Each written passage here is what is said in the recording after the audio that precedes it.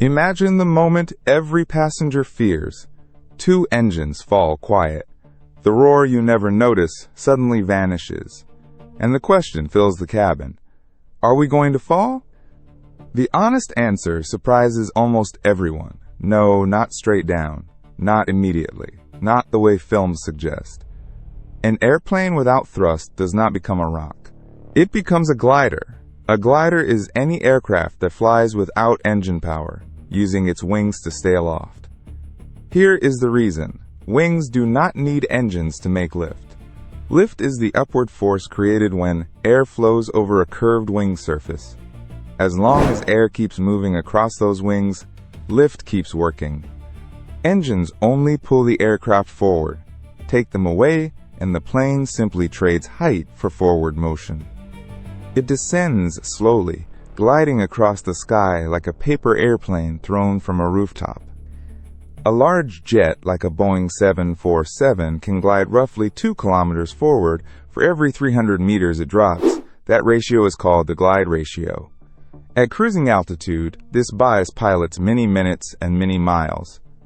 So the terror in that cabin is real, but the physics is calm. The machine is designed to keep flying even when its heart stops beating. Still, gliding is only survival if you can steer, communicate, and eventually land. And without engines, where does the power for all of that come from? The engines drive more than thrust. They generate electricity. They pressurize hydraulics. They keep the cockpit alive. When they die, something must take their place in seconds.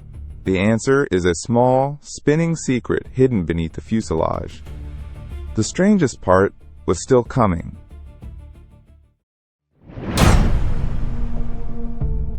When both engines fail, a hidden device drops into the wind. It is called the ram air turbine, or RAT. A ram air turbine is a small propeller that deploys from the aircraft and spins in the passing airstream. Think of it as a tiny windmill unfolding at 500 kilometers per hour. The rushing air turns its blades.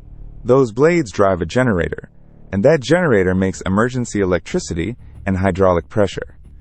Hydraulics are fluids under pressure that move the aircraft's control surfaces. Control surfaces are the flaps and rudders that let pilots steer.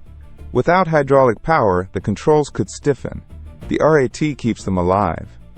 The device is roughly the size of a large fan, yet it powers just enough to fly the plane, not the coffee makers, not the cabin lights, the essentials, steering, key instruments, and radio contact. Batteries help too.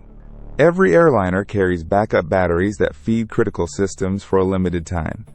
They power the standby instruments that tell pilots their speed, altitude, and heading. Some aircraft also use an auxiliary power unit, or APU. An APU is a small extra turbine in the tail that can generate power independently of the main engines. If pilots can start it, it becomes another lifeline. So the aircraft is not helpless. It is a glider with a heartbeat. A machine engineered to keep thinking even after its main power dies. But a powered glider still needs a plan. Pilots cannot glide forever. Altitude is a shrinking bank account. Every second spins it. The crucial question becomes ruthless and simple. Can they restart the engines? And if not, where on earth can they possibly land? That decision has only minutes to make itself. Most people believe an engine failure means panic and plunge. Movies show noses tipping downward toward the ground, screaming, free fall. That picture is wrong. The most common mistake is imagining the plane behaves like a car with a dead battery, suddenly dead in the sky. Reality is slower and stranger.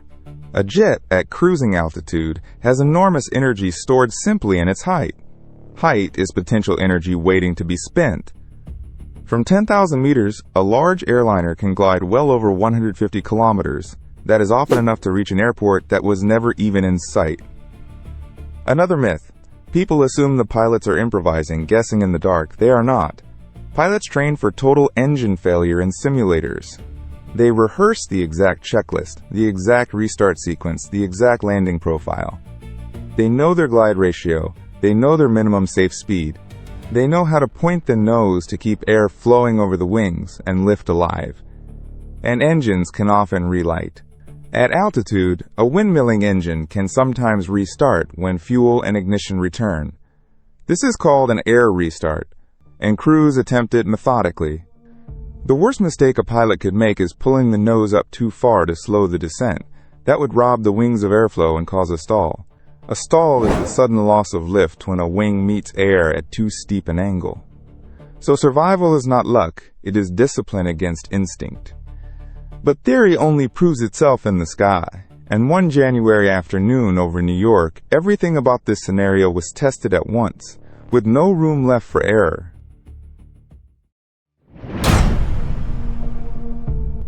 January 15, 2009. U.S. Airways Flight 1549 lifts off from LaGuardia Airport in New York. An Airbus A320 climbing into a cold winter sky. Seconds later, a flock of Canada geese strikes both engines. The roar dies. Two engines, gone at once, at barely 850 meters above the city.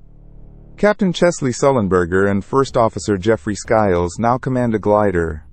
A full airliner with 155 people aboard and no thrust. The ram air turbine deploys. Emergency power flows. The controls stay alive. Everything the design promised now happens in real time. Sullenberger scans for options. Returning to LaGuardia is too far. Teterboro Airport is too far. The math of the glide ratio is unforgiving. So he chooses the impossible. The Hudson River.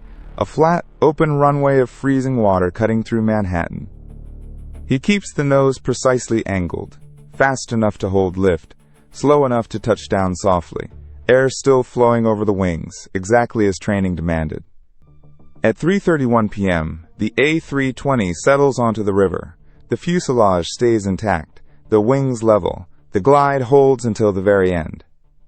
Every single person survives. The event becomes known as the miracle on the Hudson. But it was not luck. It was physics and preparation meeting a calm human mind. The RAT worked. The glide worked. The training worked. Every piece of this scenario proved itself in 208 seconds. So the fear in that cabin, the terror of silent engines, meets its answer in the real world. And that answer changes how you should feel the next time you fly. Because what feels like catastrophe is, in truth, an engineered chance at survival.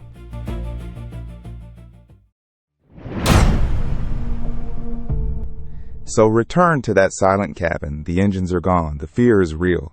But now you understand what is truly happening around you. The plane is not falling, it is gliding.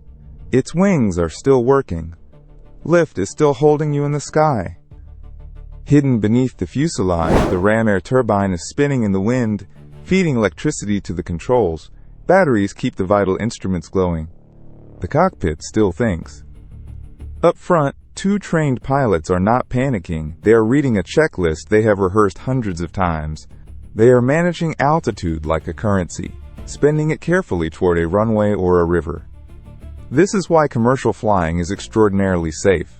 Not because engines never fail, but because the entire aircraft is designed to survive when they do. Every system has a backup. Every emergency has a procedure. Every pilot has practiced the unthinkable until it becomes routine. That is the quiet genius of aviation. It assumes the worst and prepares for it long before you ever board. So the next time you feel that jolt of anxiety at cruising altitude, remember the geese over New York. Remember 208 seconds of silence that ended with everyone alive. Remember that beneath your feet is a machine built to glide, to power itself, and to be flown by people trained precisely for the moment engines go quiet. The fear is human, the physics is calm, and the design is relentless. An airplane that loses both engines does not simply fall from the sky. It becomes a glider, and gliders are built to land.